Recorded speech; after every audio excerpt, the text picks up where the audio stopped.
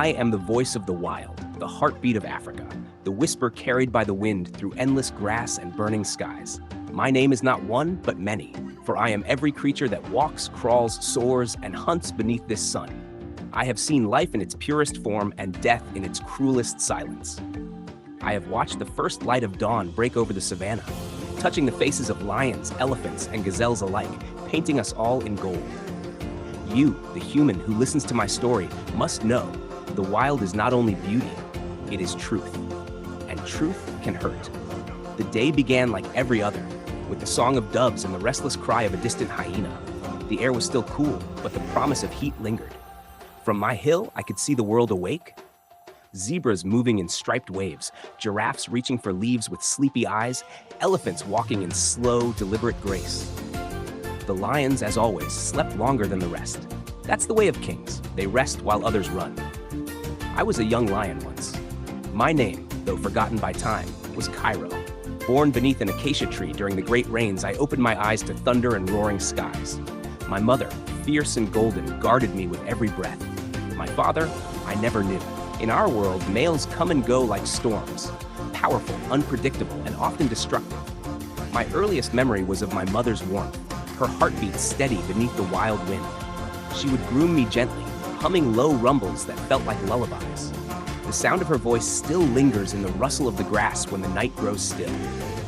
When I was old enough to explore, the Savanna became my playground, a kingdom of scent and sound. I remember the elephants first, giants who walked with the patience of mountains, their tusks gleaming like moonlight even under the sun. They didn't fear us, not truly. They knew we respected their power. I would watch them from afar, amazed by how they moved together, always together. One day, a baby elephant stumbled close to me, flapping its ears and trumpeting nervously. I froze. Before I could move, its mother appeared, her enormous shadow covering me completely. She looked down with eyes that were not angry, but ancient, filled with wisdom. She didn't attack, she just stared. And in that gaze, I learned something I'd never forget. Strength is not only in claws or teeth. Sometimes it's in restraint. Seasons passed. I grew into a hunter. I learned what hunger means, not the hunger of boredom or desire, but the kind that burns your bones and sharpens your instincts. Hunting wasn't about killing, it was survival painted in motion. I remember the wildebeest migrations, a river of life thundering across the land, dust rising like spirits from the earth. We followed them, waited for the weak, the wounded. The chase was music, the pounding of hooves, the tension of silence, the moment before the strike. And when we finally brought one down, I saw not joy, but gratitude in my mother's eyes. "We kill to live," she said once, "but never for pride." The Savanna taught me balance. Everything feeds something, and everything ends. But not all endings are fair. One dry season, the rivers shrank to mirrors of mud. The sky was white, and the wind carried no mercy. Herds moved away, vultures circled above the dead. My pride suffered. Cubs starved. I saw my mother grow thinner each day, her eyes dull but still watching over us. Then came the drought's cruelest gift, fire. It started with lightning, far away, but the wind brought it closer. I can still smell the burning grass, the screams of fleeing animals, the roar of nature's fury. We ran, lions, zebras, even the elephants, all together. No enemies, no kings, just survivors. When the smoke cleared, our home was ash. The acacia tree where I was born stood blackened, its branches reaching for a sky that no longer answered. My mother didn't survive that season. Her body lay near the dried riverbed, her fur gray with dust. I lay beside her until the stars came out, and I realized something that broke me. In the wild, the earth remembers no tears. After that, I wandered. Alone, I crossed lands I had never seen. The jungles to the west whispered differently, full of gorillas and shadowed paths. The mountains in the east echoed with leopards who hunted in silence. I met hyenas who mocked my solitude and jackals who followed me for scraps. But even in loneliness, the wild spoke to me. It said, "Keep moving. The world changes only for those who endure." I became older, wiser. I learned that every animal has a story, even those we once called prey. Once, I followed a herd of gazelles across the plains. I didn't hunt them, I was too tired. But one young gazelle stopped, turned back, and looked at me. There was no fear in her eyes, only understanding.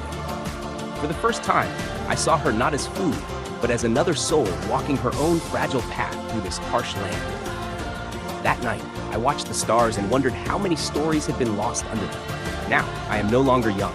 My mane is heavy, my pace slower. I live near a small watering hole surrounded by reeds and whispers. Every evening, elephants come to drink, birds bathe in the shallows, and crocodiles watch with patient hunger. I do not hunt much anymore. I simply watch and remember.